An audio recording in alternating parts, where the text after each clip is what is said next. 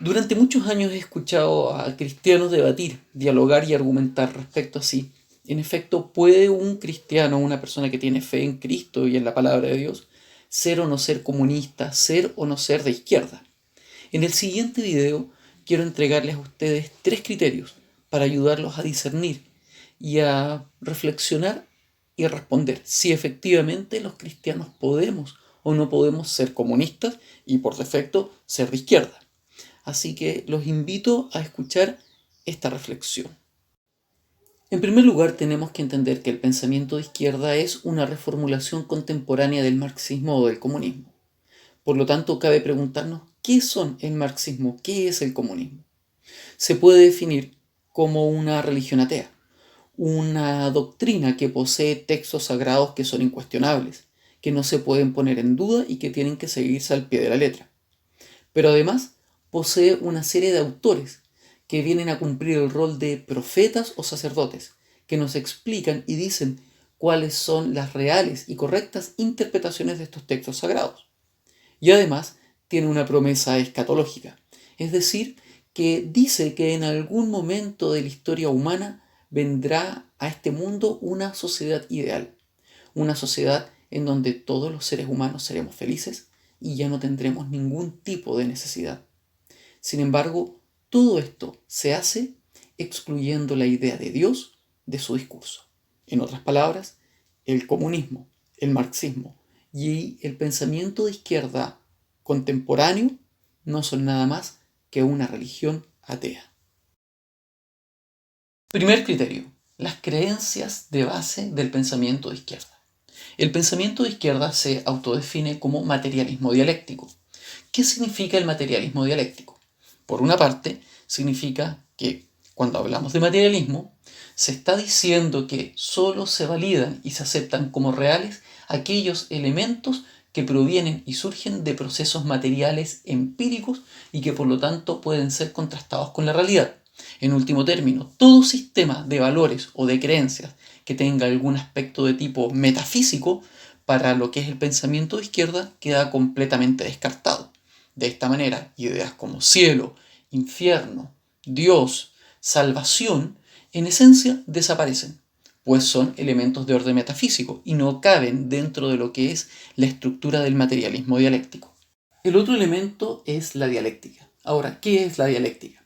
Cuando hablamos de dialéctica desde lo que es el pensamiento de izquierda marxista, nos vamos a referir a una estructura que por medio de la confrontación no solo de ideas, sino también de la confrontación de clases sociales, se va a ir generando un desarrollo social cada vez más avanzado. Ahora, esta confrontación es bien potente, porque esta confrontación plantea que debe haber revolución. Una revolución que evidente y claramente, en primer lugar, debe ser violenta y además debe ser guiada por lo que es la vía armada.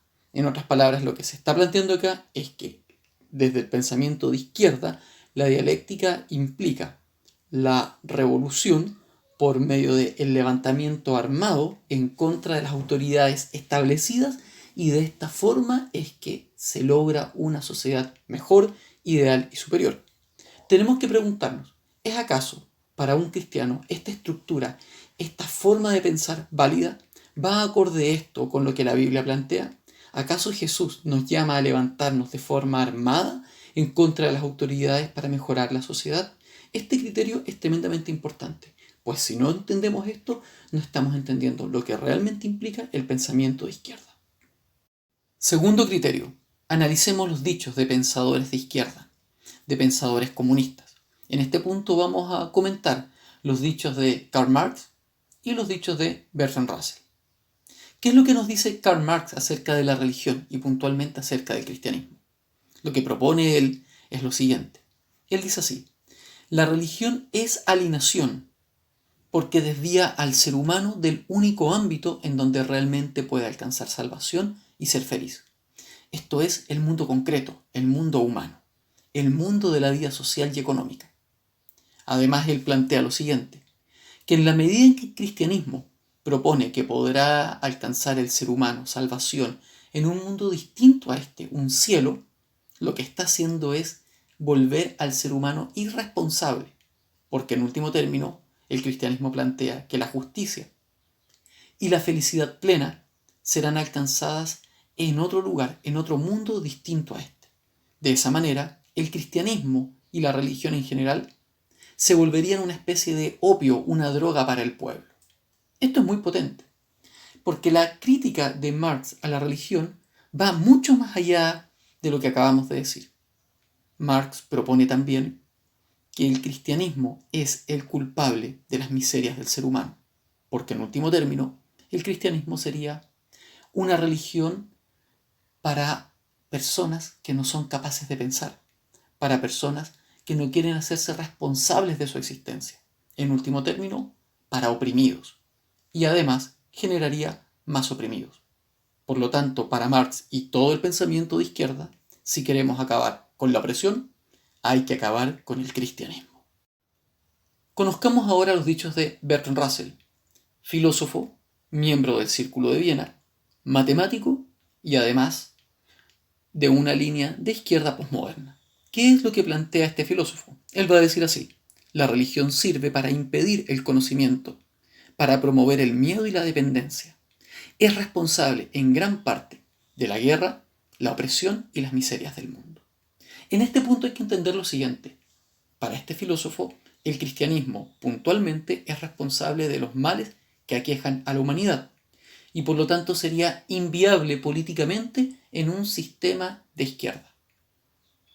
Bertrand Russell señala que el cristianismo pone su énfasis en el alma y en el individuo, lo que se alejaría radicalmente del enfoque político y social de los movimientos de izquierda, pues los movimientos de izquierda, según lo que propone Bertrand Russell, siguiendo la línea de Marx, se enfocan en el grupo, mientras que el cristianismo se enfoca en el individuo.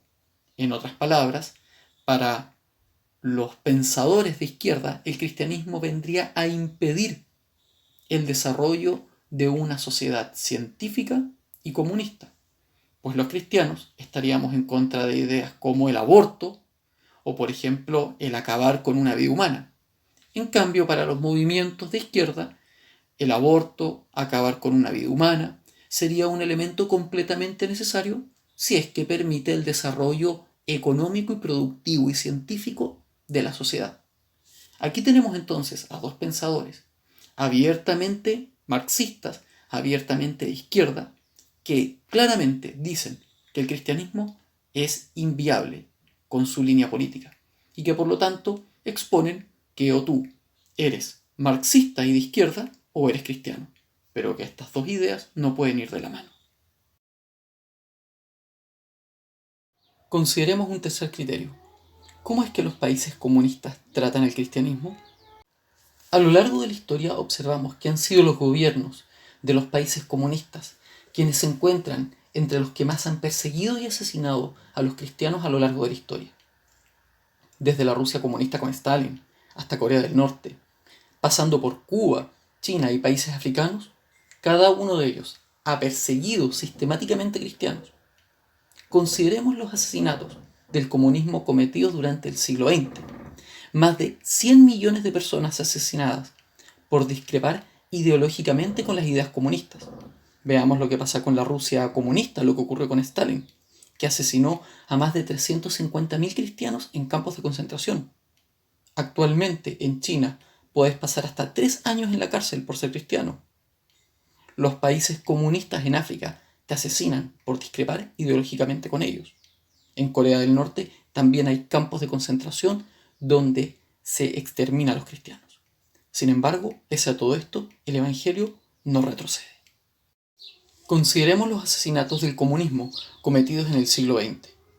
El número total de personas que los gobiernos comunistas han asesinado durante el siglo XX asciende a más de 100 millones de personas.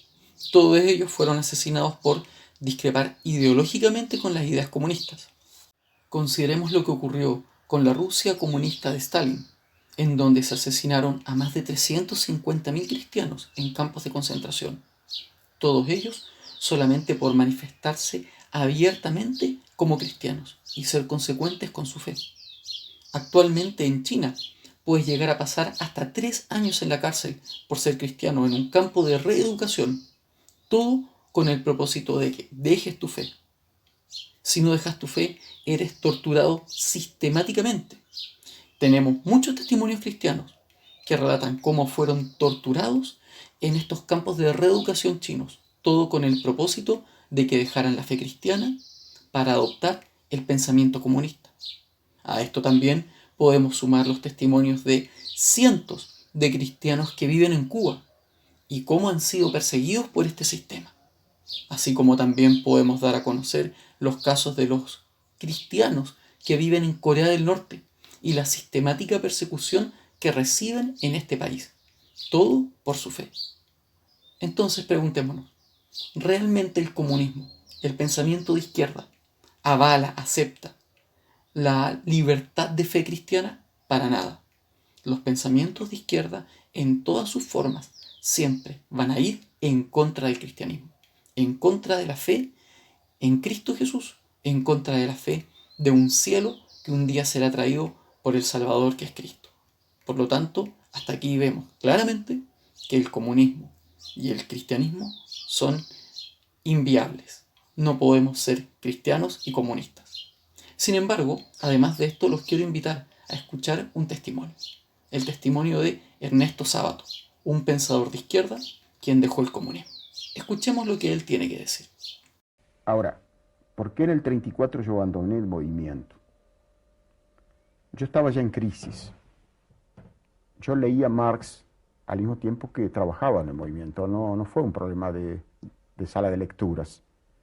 Yo leí las obras de Marx, todas, las de Engels, por supuesto, y de muchos exégetas del comunismo. Pienso que Marx ha sido un gran pensador, sin duda alguna. Pero me fui alejando de su filosofía ya en esos años, en los últimos años, tenía graves dudas. Pero mi alejamiento se debió sobre todo a Stalin y a los crímenes del stalinismo. Los procesos de Moscú fueron para mí decisivos y me revelaron de pronto lo que era el socialismo totalitario.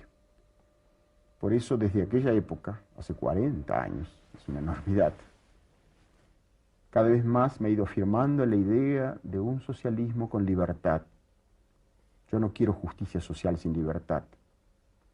Tampoco quiero libertad sin justicia social, porque es una pseudo libertad. Esta fórmula es muy simple. Puede parecer una utopía, tal vez. Pero cuando los realistas se caracterizan en nuestro tiempo por destruir todo género de realidades, la naturaleza, al hombre, a su conciencia, volvamos a replantear las viejas utopías de los grandes filósofos del siglo pasado, no solamente anarquistas, grandes filósofos religiosos en el pasado, como Santo Tomás, en el presente, como Mounier, como Buber, que plantean la posibilidad de una comunidad socialista a la escala humana, una especie de comunitarismo. En eso creo. Por eso soy enemigo de toda violencia y creo que mediante la dictadura, aunque sea con los fines más nobles, no vamos a acceder a una nueva sociedad. Y Rusia ha sido el mejor ejemplo. Por eso estoy hoy en contra de cualquier tentativa violenta de imponer ideas. Creo en la pluralidad y creo en la democracia. Se me dice que la democracia es un régimen podrido y putrefacto y corrompido. Pregunto, ¿qué régimen no lo es? La diferencia es que en la democracia se puede denunciar la corrupción y se puede castigar la corrupción. El presidente más fuerte del mundo, me refiero a Nixon, fue juzgado por un juez desconocido, denunciado por un periodista y tuvo que dimitir. Esto es muy admirable. En definitiva, la democracia es el único régimen que permite mantener vivos y libres a las personas que quieren mejorarla. Y esto es una cosa inapreciable. Yo no pretendo imponer mis ideas a los demás a esta altura de mi vida. Digo lo que pienso. Y lo digo con afecto hacia muchos muchachos que están haciendo hoy la experiencia que yo hice hace 40 años. Yo sé que son chicos idealistas, pero ha pasado mucha agua bajo los puentes. Ya no creemos en muchas cosas que podíamos creer hace 40 años. Ha habido los procesos de Moscú, ha habido 20 millones de muertos en Rusia. Entonces, cuidado.